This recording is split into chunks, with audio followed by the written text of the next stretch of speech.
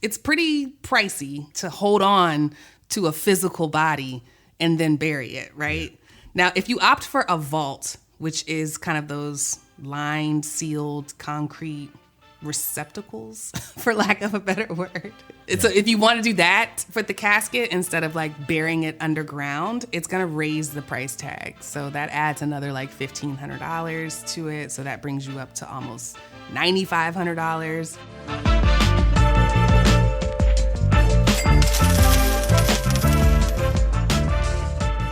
Welcome to the Rich and Regular podcast presented by Success, where we explore life at the intersection of money. I'm Kirsten. And I'm Julian. And today's episode is about the shocking, wild cost of funerals. Funes. Yeah. I always think about that meme where somebody on Twitter found out how expensive a casket is. And he was like, just bury me loose. Listen, put me in a Folgers can and call it a day. It's weird because I've been like wanting to have this conversation, but also actively avoiding it because like I'm a human being just like everyone else. And so I understand that like, you don't wake up wanting to talk about death. I would imagine people in this industry do, but I'm not one of those people. But as a money nerd and someone that was really curious about it and also respectfully as someone who is in their lower 40s, and I have parents and, lower 40s. I don't know how you say it. In your 40s is fine. Nah, you have to qualify. Big range there. Yeah. Big range. But I'm thinking about my parents, right? And I'm naturally thinking like, this could happen like relatively soon. This is something that I need to emotionally prepare for. And just like everything else, like I need to emotionally prepare for it, but I also need to financially prepare for it. Have a clear credit card. What does that mean? What does that look like? How much are we talking about? What are your expectations? And I'll be honest, the first thought for me was that and this is super uncomfortable just off the bat, but like I was like, wow, like I feel like there are certain people in my family that have really grandiose expectations, but have not expressed a single thing to me. Oh yeah.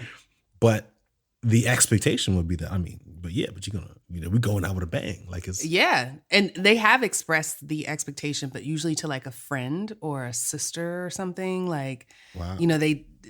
You start to hear as the person who's responsible for the service, like, well, she always wanted this, that, and the other. So you're going to make that happen for her, right? Yeah. And we got to invite all the sisters from the such and such, which changes the venue location. You remember such and such from over around the way, And I talked to her, and she and her 8 children are coming up. So now we need, they want to pay their respects. Yeah. So we're going to need to up the catering budget. Oh, yeah. Well, it's going to be a little bit more. Yeah. Yeah, so listen, we have already gotten off to a really interesting start. I have to start with a couple of disclaimers. Just listen, we are talking about a very uncomfortable subject. And so just like in advance, I want to apologize if anyone feels like offended or anything like that. Obviously, we're not going to go off the rails, but at least I don't anticipate that we will. But we're talking about death. We're talking about losing our loved ones. It can be uncomfortable for some people. It can be triggering. So, hey, if this is not something that you feel like listening to, I totally understand if you want to unplug. If you're like us and you're like, ooh, I knew it was one of those things I needed to think about, talk about, but I didn't. I'm glad they did the research. That's how I'm looking at it. So I'm doing this so that you don't have to do it. Yeah. So there's that. But yeah, I just wanted to kind of put that out there. The numbers that we share, that we found, are pretty wild. And I think it's important that everyone knows this so that they don't have to really deal with the sticker shock while they're also in the moment dealing with the loss of someone that they love. And so hopefully this is one of those episodes that even if you don't listen to it now, you can save it and say, all right, well, I don't need to do the research on my own. Julian and Kirsten have already done that. Also, before we jump into this, I want to apologize in advance. That's a lot of apologies. But I want to apologize. All the hedging. The attorneys are quite disclaimers. happy. Yeah. Listen, we are not experts in religion. And so we might mess around and get something wrong or miscategorize something. That's fine. We are also ignorant in the sense that we are not well-versed in every religion available. And so what we're speaking of is really based in the Christian faith and those kinds of practices. And so apologies to anyone who does not subscribe to those and was wondering whether or not we would do a deep dive on that. If they're different, I don't know. Okay, one more apology, I think. Hold on. Well, I'm this is a good apology. I am apologizing because I feel like at least I am being really awkward, wanting to do my best to insert like some humor Yeah, into this. some dark humor. Yeah, exactly. Dark humor. I like that. But you know what? To your point about different cultures, in some cultures that's welcomed. I know in the Jewish culture, they're big fans of dark humor and have, they use some of the similar funeral and burial practices as Christianity, but a lot of them are very different. Yeah. And I won't say that it's because of the financial aspects, but I do think that some cultures are open to talking about this and dealing with this in a very different way than others may be. Yeah. Anyway, I think it's actually good timing because at the time of this recording, I'm not sure if those listening know, but Queen Elizabeth has died. Spoiler alert. And we've been watching at this point about a week's worth of pomp and circumstance surrounding her death. And the reaction to all of this ritual and tradition has created a lot of feedback. Yeah. Like celebrity gossip aside, just the idea that, some people think that it's really cool and honorable to see military processionals and, all of this stuff happening. But on the other hand, some folks feel like it's overdone and inconvenient. Like they've closed a lot of public services for the next 2 weeks. So things like doctor's appointments, flights that you may have arranged, things that you may have had planned are no longer happening because the Queen died and the country needs to mourn as a whole. So I actually got curious, also known as nosy, and tried to Google how much her services have cost. And the articles say that the UK government hasn't yet disclosed and probably never will, but they haven't disclosed how much it'll be, but people can guess based on past royal funerals and the overall size of the ceremony, even though there isn't a recent precedent. So the most recent I would think that's comparable is looking at Princess Diana's funeral, which again, over 20 years ago. It was estimated back then to have cost between $3.5 and $5.5 million. But this is the Queen we talking about. So you also need to adjust that for inflation. Yeah, right? So the inflation. No 2x, expense will be, 3x. no, it was probably more like 10x. No expense will be spared for the Queen. Yeah. Like they brought in, global luminaries and politicians. Like I know that the amount for this funeral is going to tower over that. So not saying that I expect all of you to spend millions of dollars on a funeral, but the numbers that we're going to share are kind of the equivalent based on American net worth and what we know about, how little people have saved. Yeah, yeah. Okay, so before we jump into some of the numbers that we found, I actually have a question for you because I know you've given this, it's safe to say you've given this more thought than I have. But do you have, I'm just curious, like, do you have vivid memories of a funeral that you've been to? Oh, yeah. And then like looking back, do you have like a visual of one that was like, oh, wow, that was like that must have been expensive? Yeah. I feel like I've been to some pretty lavish, by Black American standards, funerals. and I do have vivid memories of going to like a wake the day before, which had food. And then on the day of, I remember seeing the shiny casket and the silky interior and like that being a thing that they had upgraded the fabric on the inside to make sure that they were comfortable. I remember compliments on how good the body looked. And that's because they had brought in somebody from, this famous funeral home. I remember, huge funeral spray arrangements. The sprays are the flowers behind the casket. They had limousine processionals for the family. There were dove releases. The repast was catered. And staff was there from the funeral home, like kind of choreographing and doing like being the ushers. The programs. This feels like a $40,000 wedding. Oh, yeah. I mean, the programs were printed on cardstock. First of all, they were in... Funeral. It's kind of like a wedding, except wedding for death. Vibes, yeah. Yeah. It's the union between you and your Lord instead of you and your partner for life. But like the programs, which are expensive, if you've ever printed something in color hundreds of times, they're like books with like tons of pictures and they're like 8 or 9. They ultimately become a collectible. Like I keep... all my funeral programs. So it's funny that you say that because you know this, and this is off subject, but a bit related. I'm in the process of interviewing. I've been volunteering heavily at our son's elementary school. Like I'm like all in it. I'm like a Mr. Dad PTA right now. And I took over like all the creative design for the upcoming international night. And I submitted this first one and they loved it, but they're concerned with like, it's in color. So this is a problem. I don't know what this is going to look like in black and white because we got to print hundreds of them. So Yeah. to your point about like being concerned about the cost, Yeah. that is top of mind right now. I don't have like vivid memories of, I've never been to like a lavish, I guess, funeral. But I will say some of the things that you were talking about. I do remember being at my godmother's wedding because I remember people reacting. It was, again, very clear memory of people responding to the funeral home. It was like, oh, well, they went with such and such, right? And I was like, oh, I didn't, Yeah, as a marketer, I was like, there's a name brand, there's a top tier funeral home in your city or in your area. And so when people see it, they know, and very similar to your point, I guess, hence the term royal treatment. Yeah. You know what I mean? And so I think those are really some of the memories that I have in my mind, but that was only one. Most of the ones that I've gone to in the past have been like pretty simple, straightforward. Yeah. Grab you a plate of chicken in the basement, in the fellowship hall. Yeah.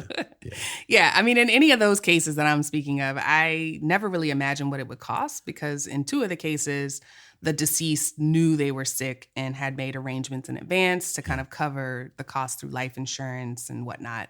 And in the other case, she had a full estate plan and attorney. So again, I knew the family wasn't burdened by it. I assumed they were just following the instructions based on and their I can beloved. only imagine like how that changes the mood, the general feel, right? Like, which is part of the reason why we're going over this. So, okay, so why don't we get into some of the stats? Okay, so starting with some numbers, this is based on a recent article in Fortune magazine, but the median cost of a funeral with viewing in the United States in 2021 was almost $8,000. It was $7,848. According to the National Funeral Directors Association. And that figure varies by state and city, but it only accounts for the funeral and the burial services. So not the flower displays, not the headstone, and not any of the associated, other expenses that you have when you're laying someone to rest. Yeah. And so of that $7,800, we should just round to $8,000. You have a question? Does that include a choir? No. Okay, so the choir, if you wanted the choir to be there, that would be extra as well. Usually, it depends. So like if it's in a church and you're paying for the use of that facility, that typically comes with some sort of choir because choir members show up for duty. Yeah. But like if you are having it at a funeral home and need to bring in a choir, it may cost you if you don't belong to a home church, if you don't have somebody. That's why so many people choose to just have like individual selections from guests that are attending the funeral. Oh, yeah, no, my cousin can sing. Don't you worry about it. Yeah. Got it. Yeah. Okay. But a lot of that $7,800, $8,000 is just around handling the body. Yeah. So it's removing the remains, embalming, other preparation of the body. And then the rest of it is kind of the logistics of how people can then see this prepared body. So it's the use of facilities, it's the hearse, it's the service car, the printed materials, the burial casket, like it's all that stuff. So it's pretty pricey to hold on to a physical body and then bury it, right? Yeah. Now, if you opt for a vault, which is kind of those lined, sealed concrete receptacles, for lack of a better word. Oh, yeah. So if you want to do that for the casket, instead of like burying it underground, it's going to raise the price tag. So that adds another like $1,500 to it. So that brings you up to almost $9,500. And then like everything else, this has all been impacted by inflation and the higher death rates that we've been seeing in the United States over the last couple of years. Yeah.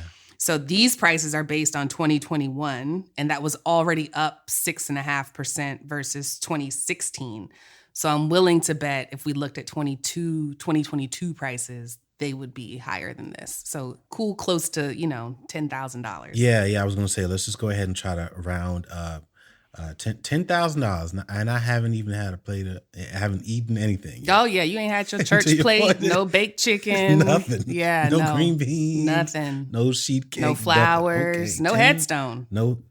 Yeah. Okay. So on top of that, all right. So we're at 10,000, right? And so on top of that, and we've mentioned a couple of these things. So now you've got the wake or the repast or whatever they may call it, given your religious beliefs. Or both. Or both, right? You're right. There might be both. And then you've got catering, which some of those things, and typically it's like, well, this is going to be light, but this one's going to be like, you're going to get a meal. Then there might be, we talked about a choir, or there might be performers. Now that I'm thinking about it, like the liturgical dancers. The what? Liturgical dancers. Liturgical.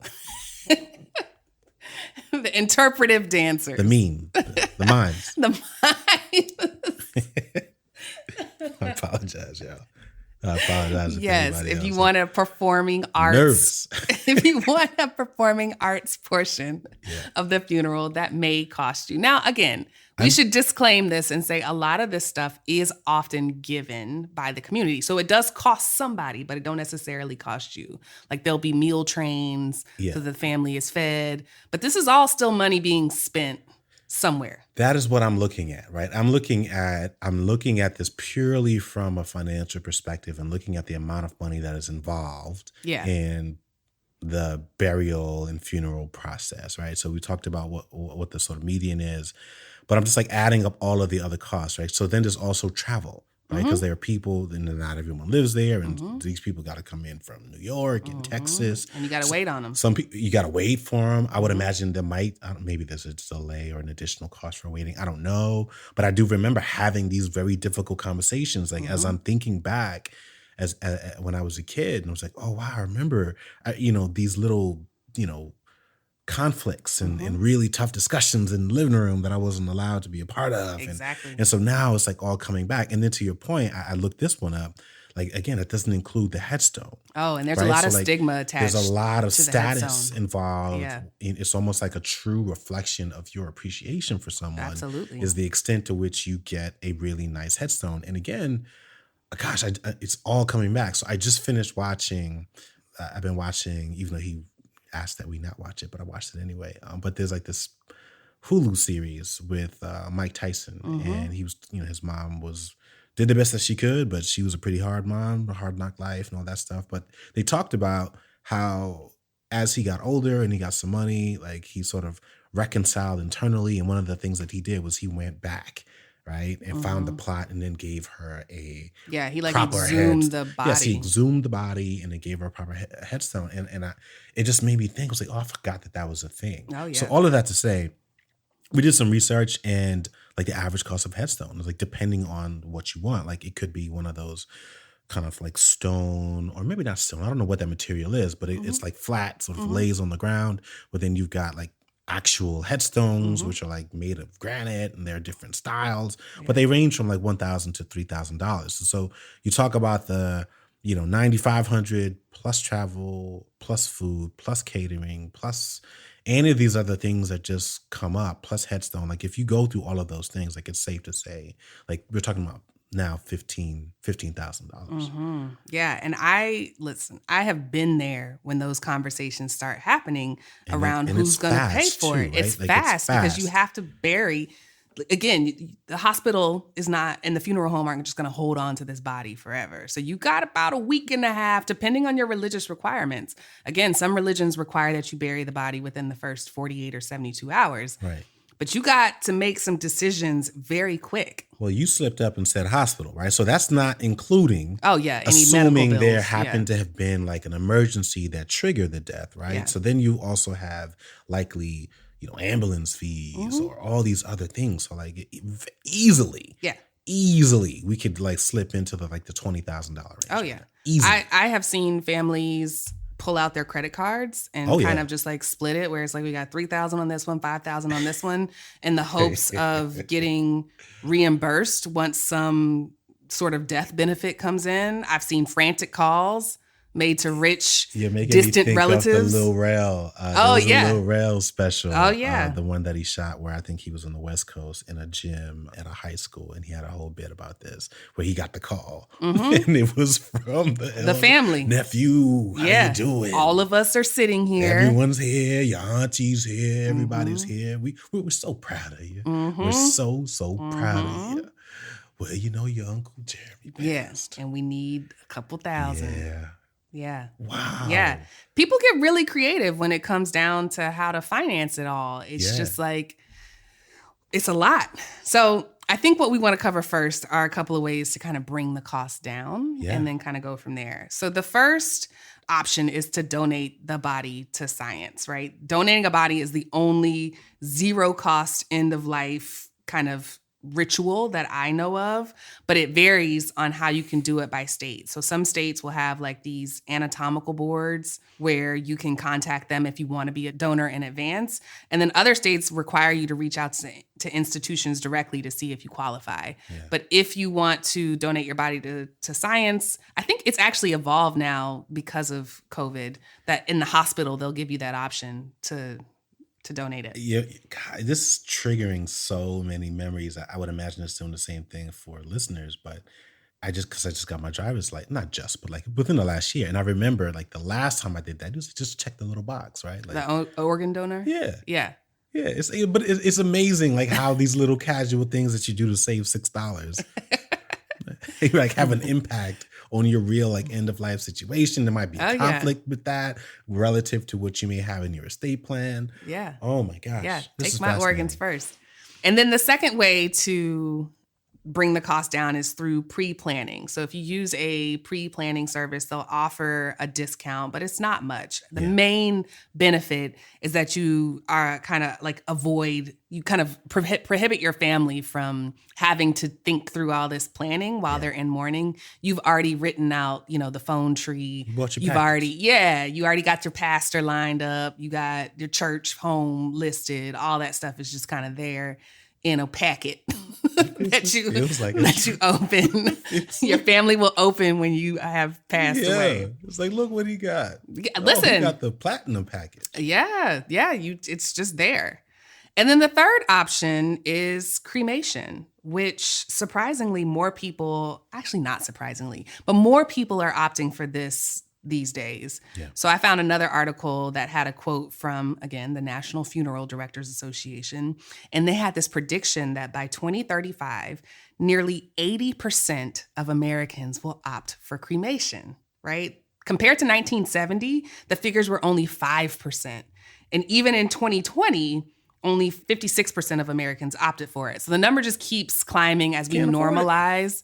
Well, it also just doesn't necessarily make sense I think that so one, I do think obviously cost is certainly playing a role. And then I think that we speak about this in a different context, but the shifting generational values with respect to religion that's happening and has been happening in the United States, I think, is without question influencing how people are deciding to. And like you said about debt, like this funeral would not be your only debt. There are families who are already struggling with the weight of medical debt or, student loan debt or just regular consumer debt. And so the idea of spending $15,000 on a casket feels out of reach. So they opt for cremation, and it's a lot less expensive when you look at the cost of a cremation service versus a ground burial. The median cost of cremation is about $368. And then you can opt for a cremation casket, which is about $1,300. But if you just go with an urn, you're talking about another $300. Now, again, these numbers vary based on geography. And the cost of funerals and even cremation kind of depends on where you are in the country. Yeah. You would think it's comparable to real estate, but it's actually not. So, wow. Yeah. A cremation is like the index funds of burial services. I was actually thinking of it more so in line with like a vasectomy relative to having a child or something. Yeah. But the point is like there are alternatives which are significantly less expensive than like what most people opt to do. Once you can get over like the fear of what you anticipate that experience might be like, because I mean obviously like cremation, like is a horrifying thought, but you have to think about it a little differently than obviously look at it from a financial perspective. Yeah. You mentioned donating the body to science. I think I have this tendency of sort of looking at the other side of a coin, right? So the other option is to not have a funeral. And I just think that people don't really think about that. Like you do not have to have a funeral. Like obviously, again, insert disclaimer, right? I am not, clear on whoever is listening and what their religious beliefs or obligations or even commitment that they may have made to someone or themselves may have been.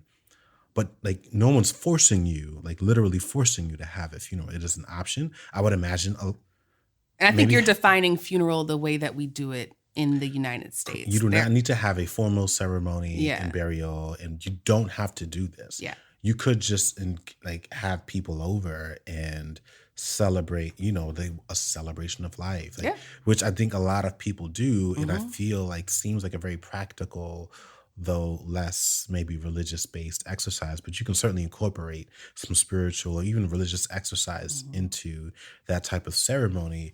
But I would imagine that is significantly less expensive, even if you just have it in your home or in someone's home or in the home of the person that you lost. Yeah. I mean, I think this is just one of those evolving traditions. If you were talking about something a little more amicable, like wedding dresses, where it's like if you look back at pictures from the 70s and 80s of wedding dresses, it was a lot of fabric, long trains, long sleeves, like curtains, beading, lace, like very ornate dresses. Princesses. Yes. Yeah. And now women opt, there are some women that still opt for ornate dresses, but you're seeing a lot more like, oh, I found this white dress, on ASOS or at H&M, or I found it in the thrift store. And that's not what makes the wedding a wedding. So the emphasis on certain purchases or expenses will continue to change over time. And I think the one that we're talking about today is kind of like, what do you do with the physical body once the soul or whatever you believe, the life has left it? And the act of holding on to it, of burying it, of putting it in a box and holding it on and burying it is very, very expensive. And we're seeing this shift in people like realizing that there are alternatives. You can still honor the dead, the deceased, the passed on, whatever you want to call it. You can still honor them without holding on to the physical meat sack of like their flesh and bones. Sorry. I'm running out of ways to describe and separate just be redundant. The physical body from the person. Don't say that again. I just don't want people to think that we're being flippant about like the person themselves, the soul. Yeah. We're just talking about like the physical carcass form of the Okay. So first half of the podcast, we have broken down the median cost of a funeral in the United States, which we have identified as like practically $10,000. Once you add in a few more bells and whistles, it could easily graduate to around 15. Go ahead and just call it 20, depending on the situation. We've spoken about some ways to bring that cost down. And honestly, we've spoken a little bit about the viability of avoiding it altogether, right? Again, you do not have to have a funeral and a wake and a repast or any of those other ceremonies to memorialize the people who have moved on. See, that's a nice way, right? Yeah. Without, all the graphic. I'm describing the body. I gotta eat dinner later, man. Also, if you don't tell your loved ones what you want, just something to think about. Like, be mindful that you open up the door for them to do what they want to do. You know what I mean? And so, even as I think about like if we pass tomorrow, like the details of how we prefer to be remembered would be clearly communicated, right? We've gone through that process. We have a living trust. We did that work last year. We have policies in place to dictate how our assets should be held and distributed and all of that stuff. So we've done that work. And so when we talk about things like the importance of estate planning, it also incorporates these kinds of things. But my point is like, given the discomfort and the tendency to avoid covering this subject in detail, and obviously we've tried our best to navigate it while also being respectful, while also trying to offer a couple of doses of humor here, it's just very common for people to just leave it up to others. You know what I mean? And so hopefully we can make a few people out there who are really kind of taking the, this is awkward and I don't want to do anything approach, just at least think about it. It's like, all right, well, where do you think someone is going to come up with this? If that's what you want, perfectly fine. Let's build out a plan to make sure that we can do that. If that's not what you want, same answer applies. Let's make sure that we can put ourselves in a situation to make sure that those wishes are filled. I have another question for you, because I know you've given this some thought, but like, what do you want? Yeah. What do you want me to do? If What you want me to do? what you want me to do? Well, according to our trust, I want to be cremated. I do not want to be Can we buried. pre-plan it and get like an even deeper discount? I don't know how Said it that was like works. $400. I don't think you can pre-plan a cremation, but maybe you can. I'm gonna look it up. But I do think I want to update the trust around like what you do with my remains. So I remember talking to one of the women I used to work for, and unfortunately her, what? Where I gotta go? I don't know yet, but unfortunately her sister-in-law had gotten sick, and her sister-in-law was young and passed away from some sort of illness. But one of the things that she required was that the family take this trip to Hawaii to spread the ashes. And she gave them like 2 years to plan it. Hawaii is a very popular destination. Yeah. It feels like. She gave them everything, a timeline where it's like, you guys got 2 years. Yeah. I want to be this date. And so they were all held accountable for saving up and planning this trip, this excursion to, you know, share her memories. Enough time had passed, so like they weren't like deep in the pain, and so they could actually talk and reminisce and celebrate her life 2 years later. Yeah. So I love that. I don't know if it'll be that specific, but I do know that I don't want to be in some urn on a shelf for like 100 years. Yeah, well, look, Like, I don't what know was that I that want to movie? come back inside every time. And, like, What's where do the you Ben put? Stiller movie where he knocked it over? Meet the Fockers? Yeah, but so I am like, I would imagine many of our listeners, I've not given this that much thought up until it was time for me to record this podcast, and I'm glad I did, because again, it's giving me a little bit of clarity and some more things to think about. But I was also thinking about an urn. I was like, all right, that is an alternative, but like, what do you? Because I hadn't even thought about an urn casket. I was like, yeah, I mean, but that's weird too. Well, was like, I just what am I want doing with this urn? I want y'all to not feel like you're when you obligated move- to come to a place, or that you have to drag my Do you pass ashes. it on? What? The The urn? urn. No, you take it with you.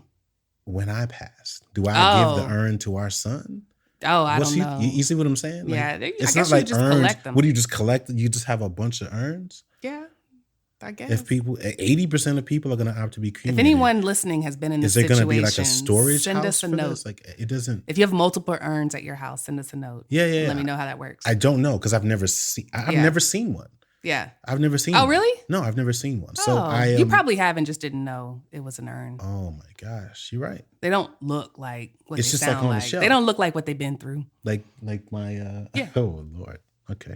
Yeah. All right. So that might be another podcast. What to do with the urn? Where do you put it? So obviously there are several other options. We're not going to go through all of them, but one that we also stumbled upon, actually came across this for the very first time last year, that I think is relevant given this particular conversation. But in terms of how to cover the cost of a funeral, there are actually insurance policies for this. There are funeral and burial insurance policies. Obviously, there are also term and whole life insurance policies. So if you're thinking, well, isn't that what that's for? Kinda, yes Yes, and but no. yeah. The way that I think about these is it's almost like stripping away one of the components of like a more comprehensive life insurance policy, and they make it available for people who just want that, right? They don't want any of the other stuff. So it's typically even less expensive. It doesn't cover nearly as much. Again, it's really just to cover, some of the estimated costs that we said, so anywhere from like $5,000 to $20,000, something like that. The marketer in me is thinking about it. And I was like, I feel like this is really just a way for someone or to check the box, but also for an insurance company to say, let's get you in the door, right? So that I can also send you some more offers. I'm going to hook you onto this little thing, but I really want to move you up into like a broader, more comprehensive policy. Yeah, could I be would a gateway say, policy. yeah, it's like a lead, towards something else. Really, like anything else, you can check out sites like nerdwallet.com. That was like the most comprehensive site that I found. There are a couple of articles there where they compare a few of the popular plans that are out there, and let you know what the ranges are, what the sort of service experience has been like. So it's a pretty good way to get a feel for it if that's something that you might be considering. I definitely think it's a relevant conversation for a lot of people, even for someone who might be thinking about a plan for a parent. I was just thinking that. You know, I think like it's this may not relevant. necessarily be for you, but it Yeah. could be like, you know what, I want to avoid family conflict during these moments. I'm willing to put a policy on this person in order to help avoid the situation so that when it happens, we at least know that we don't have to think about that because it can create a lot of disruption and like a bit of a domino effect when people have to stumble up or come up with a large sum of money in a short period of time. Yeah, it's a great product for people you know you're going to have to funeralize for Yeah. if you don't have another plan on how to pay for the services, right? Yeah. Think of it like car insurance. You don't worry when you get wrecked because you know that most auto shops will take insurance. They coordinate with their insurer. You pay your deductible, but like the bill goes to the insurer. Very similar here. Yeah. I think the other thing that you can do if you are not interested in a financial product is really start to set that money aside in a sinking fund. Yeah. So no different than a travel fund or a fund for a down payment on a home. You can kind of prepay in a sense for your funeral and even invest that money in something stable like a bond index fund, a money market account, or a high yield savings. That way you know it's there. You can give access to the account to a beneficiary who also has power of attorney. And then there's no question about how the expenses are going to get paid for when the day comes, right? So again, not something I would necessarily prioritize before all of the other things that we talk about. But if you know you got more years behind you than you do in front of you and you haven't started thinking about this large expense, this is an easy way to kind of set aside $25, $50 a month so that, you know, you can start to prepare. Yeah, yeah. Lastly, I would recommend checking out, I feel like I've said this before and I should just commit it to memory, but we've recorded an entire podcast episode about estate planning, right? Like this is just another reason why getting an estate plan is so important. There are several reasons why. We also filmed an episode in season 2 of Money on the Table with several of our friends and role models about this topic. We have said it before, we're big fans of a company called Trust and Will. If you can think about an electronic sort of AI-based, like really quick and seamless way to ensure that you're covered. That's why they're there. That's who we worked with. I think it's comprehensive. I think it's fast. Most importantly, it's affordable. You can get a will done for under $200. If you want a living trust, you'll have to pay a little bit more than that. So you can check out richandregular.com. On the resources page, there's a link there, or you can check out that episode on YouTube. Click the links in the descriptions and it'll send you right there. And I believe there might even be like a Rich and Regular discount code floating around somewhere in there. So Yeah, check I think out. so. Yeah, I think they gave it's us a Rich discount Regular. code. We have a blog post about it. Yeah, don't quote it because we might get it wrong. I know. But just go watch it, click on the links because it's in there. Whatever's in there is right. Yeah. So it's worth a shot. Even if it doesn't work, it might be expired. It's still very, very affordable. We might be able to save you maybe 15 or 20%. Okay, gosh, how appropriate. Final thoughts. I know. It's like eulogizing. Now that I know, I gotta eulogizing go to this Hawaii. What are your episode. final thoughts? So I know you mentioned not having a funeral being an option. I actually like the symbolism of funerals in the sense that they kind of serve as this hard stop for one part of the mourning, which is like the part where you got to tell everybody and make arrangements and invite you or usher you into the next part of grieving where you need to now process the loss and deal with everything that comes with that.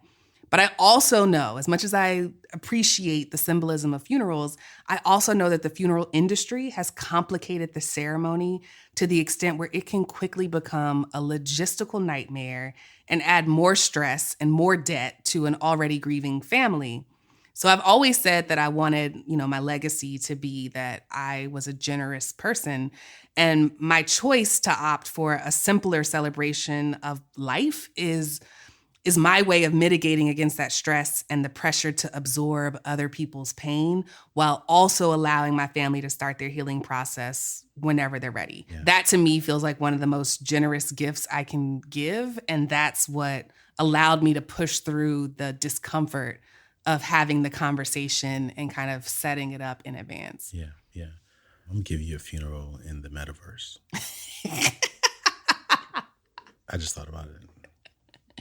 I'm sure a plot there would be... A digital plot. Yeah, you give me a big old headstone in the metaverse. Oh, yeah. The biggest one in there. I don't know. My final thoughts. I struggled with this one, but it's easier for me to kind of just find a bone to pick. And I would say that, for our listeners out there, your task with respect to my final thoughts is really around keeping it simple.